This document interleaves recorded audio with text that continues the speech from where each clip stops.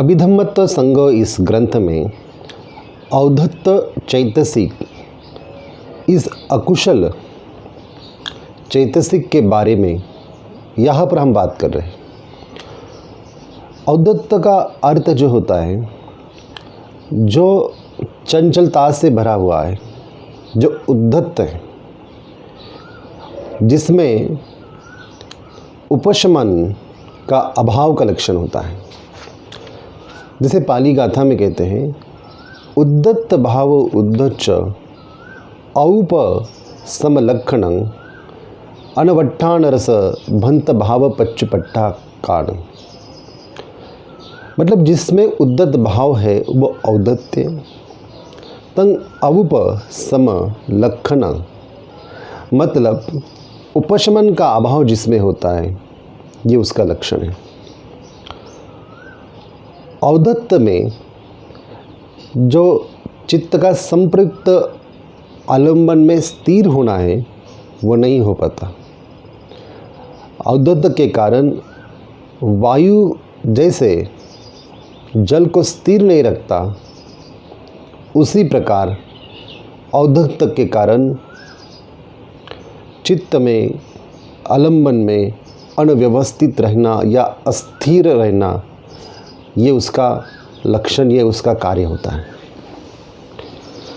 औद्धत्य जैसे कि अनवट्ठान रस भंत भाव पच्चु पट्टकान, आलंबन में अस्थिरता इसका कृत्य है।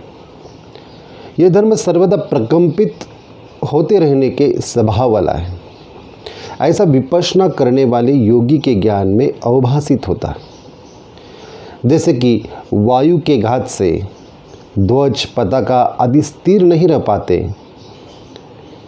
अपेतु कंपित और चंचल होते, उसी प्रकार औद्धत्त से संपृक्त चित्त में एक भी आलंबन स्थिर नहीं रह पाता, अपेतु अस्थिर रहता है।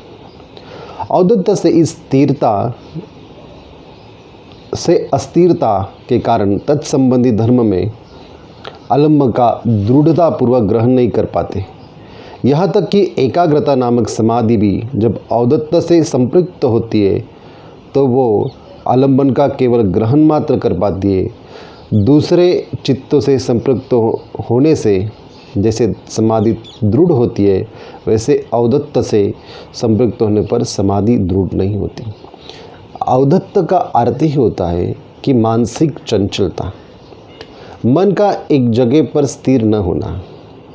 मन सतत एक जगह से दूसरी जगह तक, एक विचारों से दूसरे विचार तक, दूसरे विचारों से तत्क्षणी तीसरे विचार तक जाने की जो प्रक्रिया होती है वो औद्धत्त चैतसिक के कारण होती है, जिसमें मानसिक क्षण पर प्रवृत्तियाँ बदलती रहती है। ये उसका मुख्य लक्षण होता है। इसीलिए कोई भी आलंबन में स्थिर नहीं बनते रहना, यही उसका मुख्य कार्य होता है। क्योंकि वो जल के भांति, जैसे वायु जल को यहाँ से वहाँ बार बार लेके जाता है, उसी प्रकार औद्धत्त के कारण चित्त का एक जगह पर स्थिर न होना, एक जगह से दूसरी जगह, दूसरी जगह से तीसरी जगह, ऐसे श्रृंखलाबद्ध प्रक्रिया से ये चली जाती है। इसलिए इसकी अस्थिरता बने होने के कारण आलंबन में स्थिर नहीं होता है। यह समाधि के मार्ग में बहुत बड़ा अवसर बनता है। इससे समाधि का लाभ नहीं होता, इससे आलंबन को सही प्रकार से हम ग्रहण नहीं कर पाते और इस औद्धत्त चैतसिक के कारण समाधि की फलश्रुति हमें नहीं हो पाती। इसलिए इस औद्धत्त चैतसिक को हमें ठीक प्रकार से जानना होगा। जैसे विपश्यना साधना करते समय इस औद्धत्त चैतसिक को बार बार हम देख सकते हैं, बार बार मन में उभरता है, एक जगह पर बैठने की अवस्था नहीं बनी रहती है, बार बार चंचलता शरीर की भी बनी रहती है और मन की भी बनी रहती है। और इसी कारण ये समाधि के मार्ग में बहुत बड़ा अवसर बनते रहता है। तो इसे ठीक तरीके से जानिए, इसे पहचानिए और सही प्रकार से साधनारत हो जाइए। यही अभिधम्मत्व संगो के इस ग्रंथ में चैतसिक को हर प्रकार से हम समझने की कोशिश कर रहे हैं और ये अकुशल चैतसिक है। ये औद्धत्य अकुशल चैतसिक है, इसे भी उसी प्रकार हम समझें। इसको मानसिक चंचलताएं भी कहते हैं।